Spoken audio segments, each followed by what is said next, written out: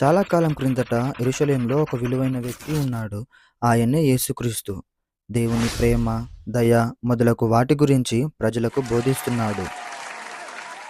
ఆయన ఈ భూమి మీదకు ఎందుకు వచ్చాడో చెప్తూ అద్భుతముల ద్వారా రుజువులను కూడా చూపించాడు. అయితే కొంతమంది పెద్దలకు అది నచ్చలేదు. యేసును చంపాలని ఆలోచన చేశారు. దానికోసం యేసు శిష్యుడైన యూదా ఇస్కరియోతుకు 30 వెండి నాణెములు ఇచ్చారు.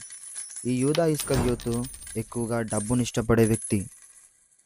ఒక రాత్రి యేసు గెత్సెమనే తోటలో ప్రార్థన చేస్తుండగా యూదా సైనికులతో వచ్చి యేసును కౌగిలించుకున్నాడు. అది సైనికులకు ఈయనే యేసుక్రీస్తు అనే గుర్తు.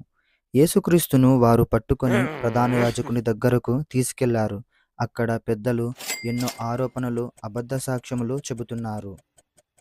తర్వాత